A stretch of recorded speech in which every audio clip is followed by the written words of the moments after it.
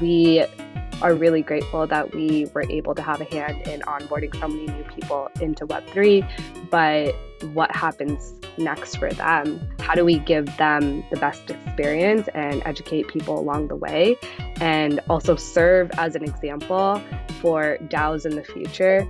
We want them to continue being a part of the Web3 community, even if it is beyond Constitution DAO. Hi everyone, it's Julie Verhage Greenberg here with your Tux Time podcast from FinTech Today, where we talk about all things FinTech. In this episode, I am joined by two members of Constitution DAO, Nicole Ruiz and Anisha Sunkerneni, as well as my husband, Jordan Greenberg, otherwise known as FinTech Bay on Twitter, if you want to follow him. I want to dive into this a little bit. So Jordan was following this very closely. I did towards the end. It all came together very quickly and whatnot too. So I guess, I don't know which one of you wants to take this, but essentially, like, how did this all come about, and what was the impetus for it, I guess? I guess I can get started and Nicole can jump in afterwards. It really was a whirlwind, I think, for everyone who was watching, but for us as well.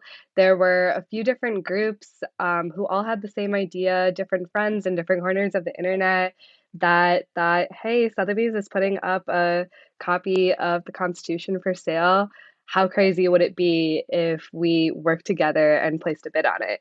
And that's exactly what we ended up doing. I personally got involved because the idea first came up in a group chat that I was part of with a whole bunch of my crypto friends.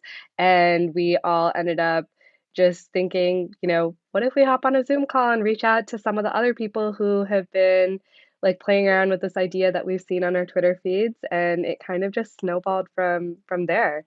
Nicole, how did you hear about it? Yeah, I similarly heard about it through Twitter. I think I can't even remember what the timeline was at this point, but saw it come across my Twitter feed. And I think my first tweet was something along the lines of, "This is insane. Why is anybody doing this?" And very quickly, of course, someone who was already bought into it responded and was like, "No, like, this actually makes sense. It's a great use for a DAO. This is one of 13 copies, the only one that at the time they thought was in private hands still." And I was like, wait, that is kind of interesting. So hopped in the Discord and immediately was like, this could definitely consume my next week. I think it might. So it was exciting. The crazy thing to me is that this literally all took place over the course of 7 days. Like, this isn't something that was, a month, 2 months long, drawn out. It was very rapid in its succession. Definitely. I think it worked well because of that. Like, the very specific focus and the very specific timeline. It was almost sort of like a mini hackathon. Pretty intense, but it was a lot of fun. So how many people, so there's two that I have on here, but there's far more than just the two of you that were involved behind the scenes in this. How many people exactly were there, and how did you kind of just decide to, like, I don't know, divvy up roles or like spread the word? Like, how did that all work? I think like we never had an official role count or head count. I think there might have been anywhere from like in the 30-ish ballpark range of core team members. And as far as like divvying up the work, I think like what was very surprising and amazing in a way was very quickly people kind of self-delegated to what their strengths were and what their network was and what they could kind of bring to the table. We had development team, museum outreach to whales, outreach to, other sponsorships and influencers. And people kind of just like took on the roles where they saw the gaps that needed to be filled or brought in people to fill those gaps. And we were we were sprinting for that week. It was really intense. And I think everyone understood that we kind of just had to put our all in for the role that we kind of had, and work towards it in that manner. Nicole, on your side of things, so was this the first time that you'd participated in anything crypto, or have you been part of the crypto Web3 DeFi space for a little bit? Yeah, I would say sort of proximally. No, I've not been involved in a DAO like this before, but the firm that I work at invests in sort of crypto and Web3 and has for a while. So I've gotten exposure to that through there. And then also just having moved to New York recently, there's kind of been this boom and everybody wants to spend a little bit of their time reading whatever white paper just came out or whatever. So also just through social circles, honestly, I've had some recent exposure. Anisha, what about you? Yeah, sort of similarly, I also work at a fund, and my focus at our fund is actually Web3 and crypto. So I've kind of had my eyes on the space for a little bit now, and I'm, from the social side of things as well, I'm in a number of like pretty active group chats that talk about crypto in their free time, which seems to be all of the time. Um, and so I think this is the first time that I was so deeply involved in a DAO from like day one and from like the ground up. And it was a very intense experience. But prior to Constitution DAO, I also have been involved in other DAOs in different ways. I actually think it's like pretty interesting, just because over the past like 2 years, we've seen such a rapid expansion in adoption of new technologies, people spending time on the internet. And this year, like especially, we've just seen Web3, crypto, NFTs, everything like take off, and like DAOs are no exception. It really seems like they just like burst onto the scene, and I think like the first way in which everyone truly, became familiar with the concept was through you guys and your project. And so I'd love like just in like your opinion, or through your words and through your experience, like what is like the true benefit of a DAO? Like what did you learn about DAOs just through like your hands-on experience here? And what do you, or where do you see them going like from here? I guess I'll start out by saying like, because the project was on such a dense timeline, there was almost some like internal debate about whether or not like what we're doing exactly that qualifies us as a DAO. Let's see, I could talk about this for a long time. So the shortest part of my view is that like, I think a DAO is like a very relative term, much like AI has sort of become like relative to how decentralized and how autonomous organizations are already. And so I think this was just like another interesting proof point in how you can set up something quickly in a more decentralized fashion than fundraising often happens. Like the word spreads more quickly. People can see what the smart contracts look like all of that is public. And so there's more trust built up both by the real life people that associate their names with the projects, and then also all of this infrastructure that's on the blockchain. I think the real test would have been if we were to acquire the Constitution and begin to vote, obviously. But yeah, it was just super exciting to see how people can sort of band together to collectively own something, and how that just like that simple vision is like very unifying to a massive group of people, even if they haven't dipped their toes into crypto before. I actually think that that's like an interesting point for another question, because I think a lot of people involved in Constitution DAO were actually like unclear as to whether they were going to own a piece of the Constitution that was being bought from a private seller, or if they were going to be like involved in like the decision making process about where it was hosted and what its future looked like. I mean, just like from scrolling Twitter for hours, you saw a mix of the two, where people were like, oh my God, this is amazing. Like, I'm going to be an owner of the Constitution. Like, no one else in history has like had this opportunity, versus like, okay, like fundamentally that's not exactly correct. And so I'd love to like, kind of get a little feedback there. So you did see that on Twitter. You kind of saw both sides where it's like, do we actually own a piece of it, or do we get a say in what happens to it? So it was more so the latter. And we tried to make that clear in our messaging that, you know, the DAO collectively would place a bid on it. And then, if we won the auction, we would have had the copy of the Constitution. And then where the governance and stuff would come in, and if people had, purchased the token, and they would then have a say in, where the Constitution might be shown, or what we choose to do with it, or who may be able to see it. And the decisions that came from that would be done through some form of governance. And I think, kind of going back to what Nicole said previously, that would have been like the real test of Constitution DAO being a DAO with governance. And those would have been structures that we would have had to set up and really thoughtfully think about, had we won the bid for the Constitution. And there already had been a lot of internal discussion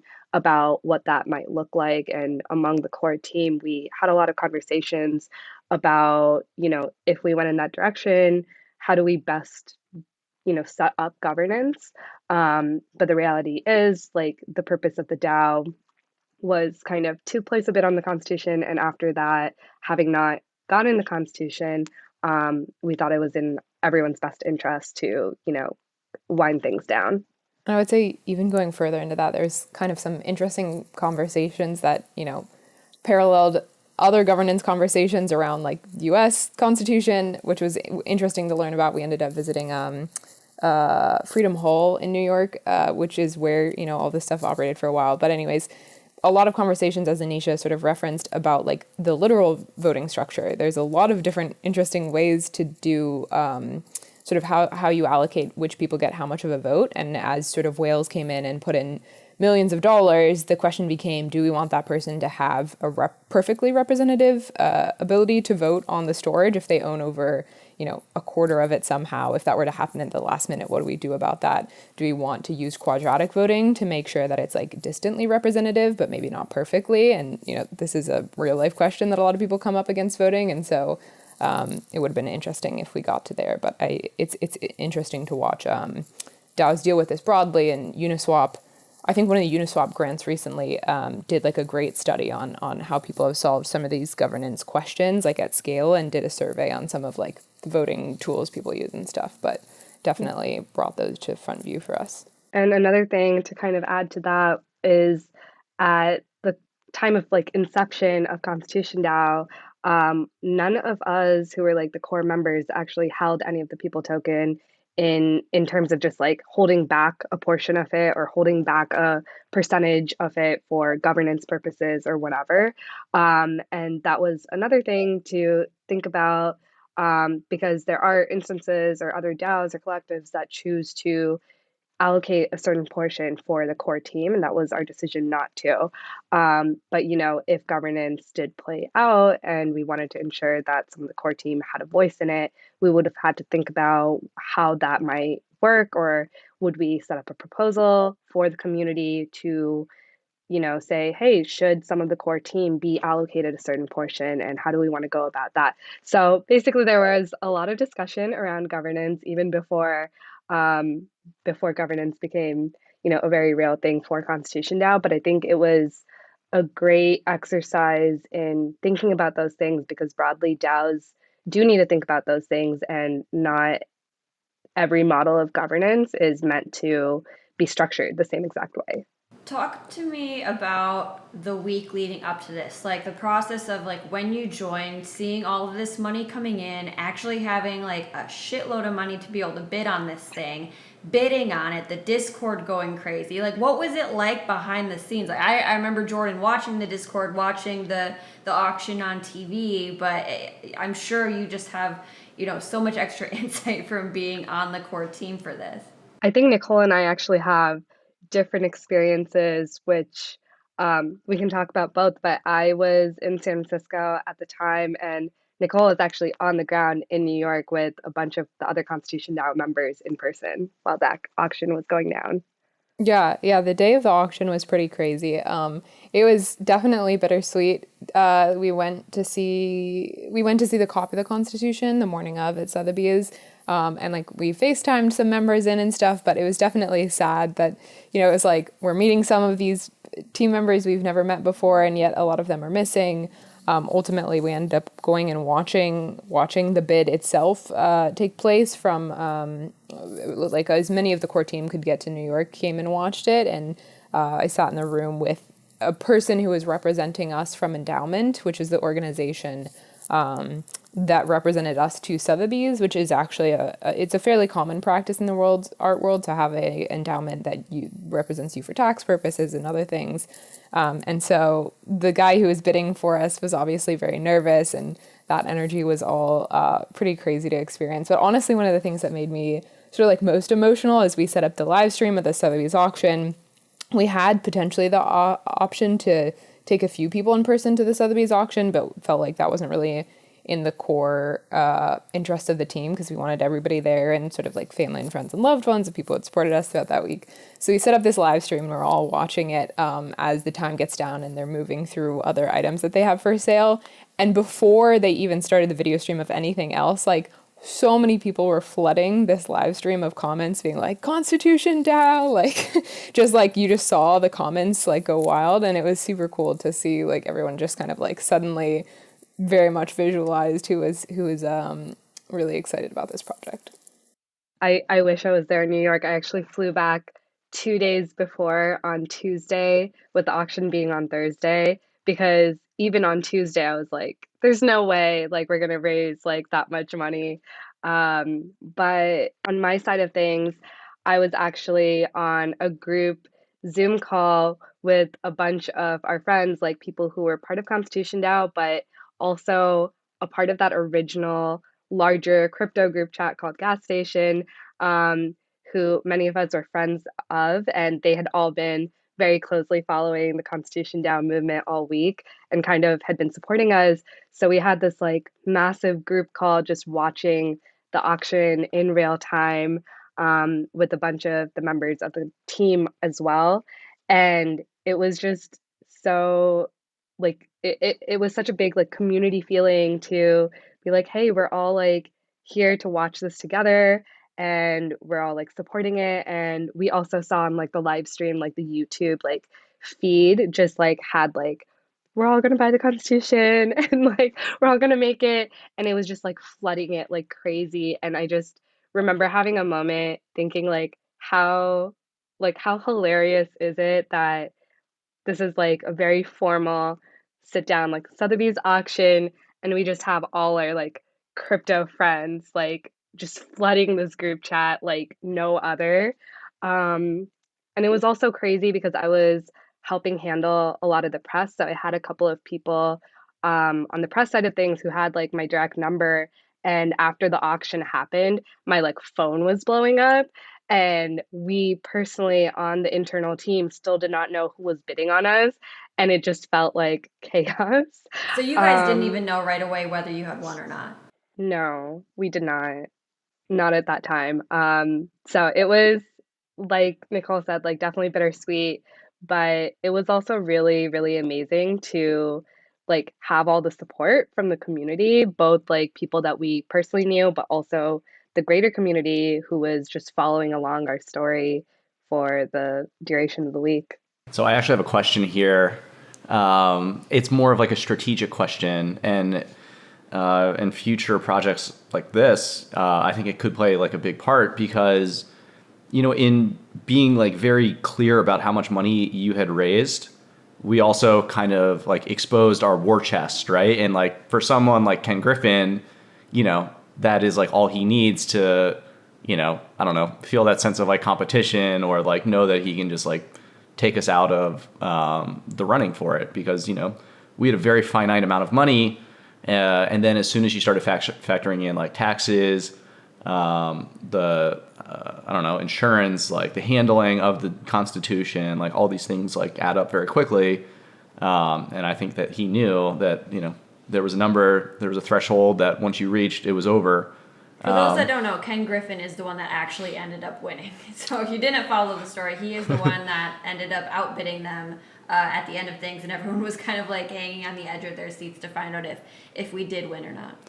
And so, yeah, I think like looking back on it, is there anything that you all would have done differently, like strategically speaking, to maybe like give us a better chance to have actually pulled it out in the end?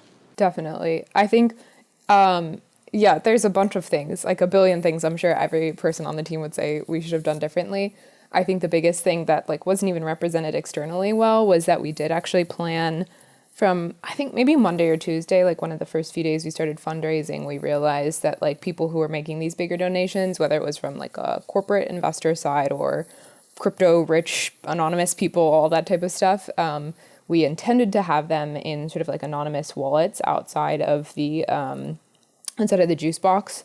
And honestly, obviously, as one would expect in the last 24 hours, a lot of things sort of broke under pressure as you have this 30-person core team just managing external communications and external requirements, understandings with Sotheby's and all the other people we were working with. And we meant to have a few private wallets with cash put aside so that they wouldn't know our top number.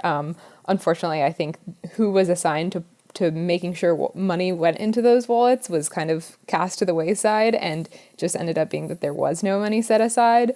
So that was 100% something that was avoidable, but we didn't manage to avoid. So kind of funny, to be honest. But the other thing that I found really interesting as a side note is Ken Griffin also got, so there's like this process that Sotheby's does to make sure somebody bids up an item if they're worried it's not going to get bidded for at all. And you have to sign up a bit in advance. And you basically get insured that you will get some money of the bid that you put down. And even if you win, you get paid that money. And so I think for this bid, it was specifically like 3 million or so, relatively small portion of the auction, but you have to do it pretty far in advance. And Ken Griffin was that person. And so he actually, he planned to bid a while in advance, I think, even before he knew ConstitutionDAO was around. And then obviously ended up making 3 million out of the amount that he put in, which is fascinating. None of us knew that that was part of Sotheby's auctions in general, but it was interesting to find out as a proof point that like he actually was interested quite far in advance, despite his reputation for maybe not loving the crypto community broadly. That was kind of fascinating. Yeah, I think, right after it all went down, I mean, I was watching the live stream. It was so fun seeing, Brooke and was it Michael, placing the bids. It was so fun, like hopping into Twitter Spaces, trying to figure out if we were Team Brooke or Team Michael. Right. And it was really weird because there were like a few false alarms where people were getting texts from like apparent core members saying that we had won, and like there was all this applause. People were cracking open champagne and pouring beer on themselves, but then it became like quite clear, like a couple minutes later, that, in fact, that wasn't actually the case. Brooke had screwed us.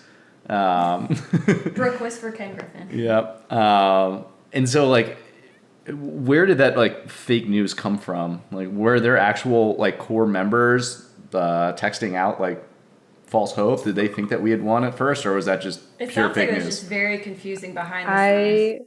Yeah, so to our knowledge, like there were no core team members. We definitively, definitely did not have an official statement going out saying that we had won before knowing that we had actually not. And I think even among the core team members, I don't think any one of us was trying to make a definitive statement like that, because as you just heard from our experience, we actually had a span of time that we did not know anything. And I think all of us on the core team were very hesitant to be like, hey, like, we don't actually know what's going on. We know that you're all looking at us because we're part of the core team, but we have just about as much as idea as you do about whether Brooke was bidding for us or not. And obviously, with the power of the internet, things can get spread very, very rapidly. And I think there were a lot of people who are also very close friends with the core team who are not a part of the core team, many of whom were in the crypto community, who could jump on Twitter Spaces. And I think there was just so much excitement, but also chaos going on that night, that it's hard to, and best to not point fingers at any one person or any one space. But there was some information that got out of hand quickly, but that we tried to correct as quickly as possible and put out an official statement once we did know. I think what happened was just that the final bid was technically less than what you had raised, because you have to take into account all the insurance costs and storage and whatnot. So people, given that the other person, what was it, Mike, stopped bidding, they assumed, oh, we must be Team Brooke, or we must have won because the other person stopped. Otherwise, we would have kept going. I think that's my theory, but again, I don't think we'll ever know exactly how all of that started. Playing in a human psychology here, maybe getting like a little Right. philosophical. I actually think his name was David, just to round that out. David, okay. The person that was not Brooke, that was bidding for us, and not Ken Griffin. Moving forward, though, you guys have probably learned more about DAOs than almost anyone else throughout this process, and we've talked about things that you would have done differently. What other applications do you think DAOs have in the future? Like, it's not every day that the Constitution goes on sale and you can get people to put money together to bid on it. So what are some applications that you see of them moving forward? I think DAOs are just such a broad term, and like Nicole mentioned earlier, it's also a very relative term. What constitutes a DAO? But if you were to even very loosely think of a DAO as like a community that is decentralized or is trying to be decentralized, and that has some shared vision, and they may or may not have an associated shared bank account. There's a lot that can be done with that, and not all of them need to be investing in something or placing a bid on something. Some of them might just be the equivalent of like fan clubs or interest groups, or some might be much more structured and run almost in the form of a decentralized company. And they can range in size from, 5 people to, 5 million people. So I think when people say, what is the best use case for a DAO, that's a very, very vague blanket question. And I don't think we know what the best use cases are, and we're yet to find out. I think there are some really cool opportunities for DAOs to be used for crowdfunding or for investing. I think that there might be collector DAOs. There are very likely to be DAOs that are almost like hobby based or interest group based. And I do also think that there can be DAOs that might be very successful, running almost in the form of like agencies, whether it's for media or for design or for engineering talent, or in the form of companies themselves. What I do think that will be interesting seeing DAOs play out in the future is how they choose to structure things in a decentralized way. Because if you see DAOs right now, as much as DAOs stands for decentralized autonomous organizations, the extent to which they are decentralized varies a lot from DAO to DAO.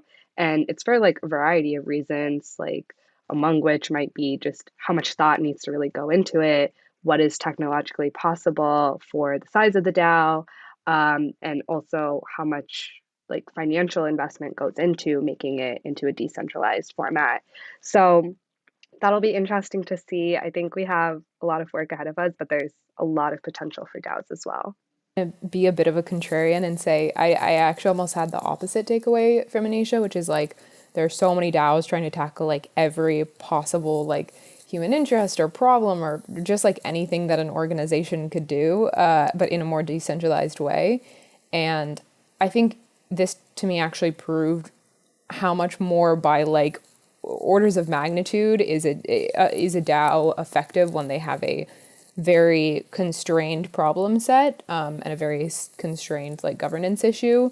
I think it was interesting to see how much better it worked in that case where like we are still in the very early stages and having I mean there was still plenty of communication issues and governance challenges where it was like, do we need to vote on this? Should we not vote on this? Like, what have we promised? What have we not promised? Is everybody being clear on what we've promised from such a specific task? Like we still had so many of those issues.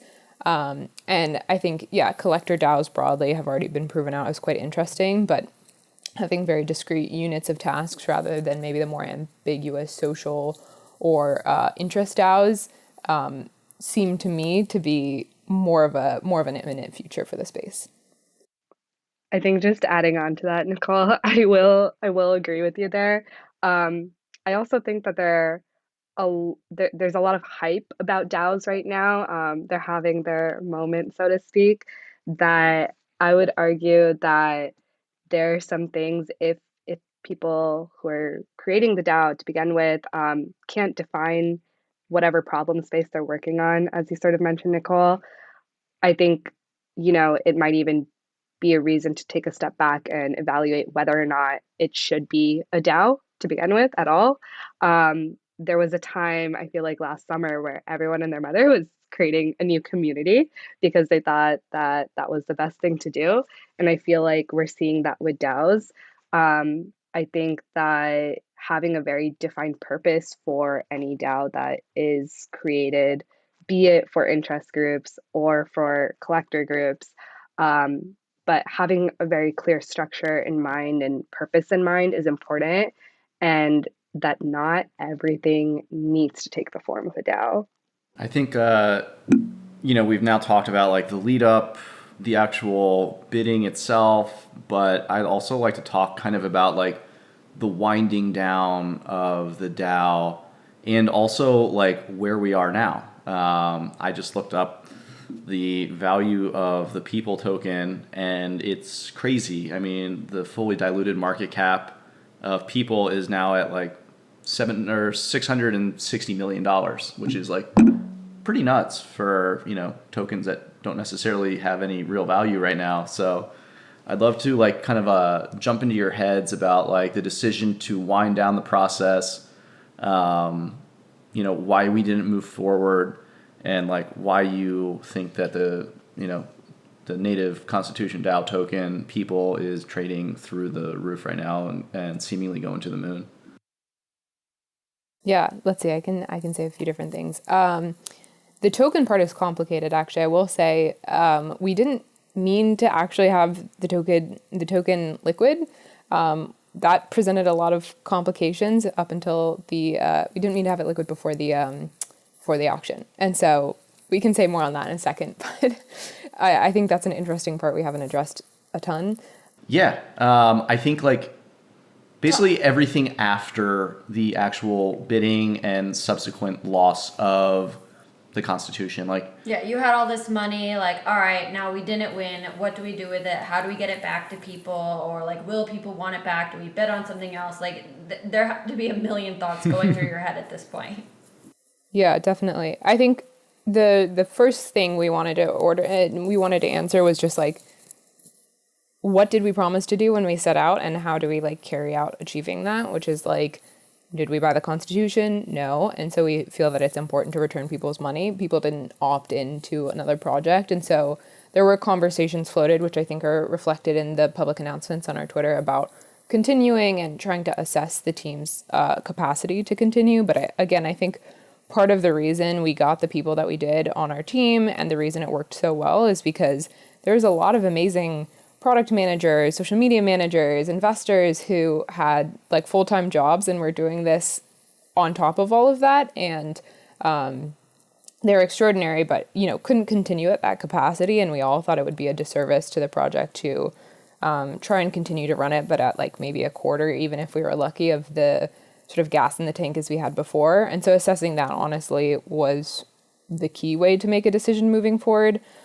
And the other thing was like, there's this very complicated correlation between someone's real life reputation and people signing up for the project and it giving the project credibility. And so we decided to publicly release who was on the multi-sig at the beginning. And that's something that not a lot of projects do, some do, and it helps add to the credibility, but we thought that was important. And so even if, say, like 5 of the 30 or 10 of the 30 people decided to continue on, the project still holds a lot of the reputation of everybody who originally was on the multi-sig or on the core team. And so the biggest thing was that it felt cleaner and more appropriate to like cut off, since we had tested out whether or not we could achieve our sort of core question, and let people continue in separate entities if they wanted to.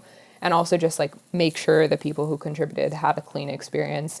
One out of 3 wallets who contributed to Constitution DAO had not been used before. And so this truly was a lot of people's first exposure to crypto or first exposures to DAOs. And we really wanted to make sure if you're paying so little attention to what's going on, you have a clean experience, the money is returned to your wallet. If the gas fees like don't exceed the cost of your transition, just like the most honest, simple reading of what we set out to do, and us doing that in a way that was understandable to the majority of the people who decided to contribute. I think adding on to that, something like Nicole mentioned this, but having that clearly defined, hey, these are the things that we're going to keep coming back to. In our case, it was, what did we really promise the community? What are our values, and who are the people that we're serving with this project and moving forward? And that was what we used to kind of align ourselves and make our decisions, because there were a lot of conversations and there were so many different ideas being thrown around. So many people wanted to have the money diverted to different, causes. It felt like the whole world's eyes on us. We had so many press requests coming in, and we had so much going on all at once. So it was really, really important for us as a team to be aligned as we processed everything. And we're like, hey, okay, this was what we set out to do. And since that has been accomplished, we promised people their money back. So we need to get them their money back. We are really, really grateful that we were able to have a hand in onboarding so many new people into Web3. But what happens next for them, right? If this was, among or their very first experience, we want them to continue being a part of the Web3 community, even if it is beyond Constitution DAO. How do we give them the best experience and educate people along the way, and also serve as an example for DAOs in the future, whether it is for someone creating a new DAO or winding down an existing DAO? How can we do that in the most reasonable, fair, and respectable way for our team and everyone who has supported us, but also the greater community and the communities of the future DAOs? So that was really what drove us, and there were a lot of nuanced conversations. And also, as Nicole mentioned, I think part of the reason things were able to play out the way that they did, even with the core team's efforts, was because it was such a short time frame during which we were just like really sprinting. When we said that we really needed to take a step back the night of the auction to get some sleep, it was because most of us had had very little sleep during the course of the week. I remember like waking up at like 4 or 5 a.m., like just checking Discord, but then like having so many messages to respond to or different like tasks to go and like set out and complete that like hours would pass by and it would be morning. It was like, okay, well, now I have to be awake. And many of us were juggling our regular day jobs. So after the week of the auction, it became very clear that most of the core team, as dear as this project was to us, it wasn't going to be sustainable. And um, so I think it was just those core things that we came back to, like what did we promise and what is fair to our community? And that's what sort of helped make our decisions as we did the week after. I know it was a little chaotic having to schedule this with the holidays and everything, but I really appreciate you two taking the time to join us. If anyone listening wants to follow them on Twitter, they are nwilliams030, as well as You Found Anisha. And then obviously Jordan is at FinTech Bay, and I am at Julie Verhage. Otherwise, thank you so much for joining us. Happy holidays, and I look forward to hearing more about DAOs in general in 2022. Thank you guys for having us. This is awesome.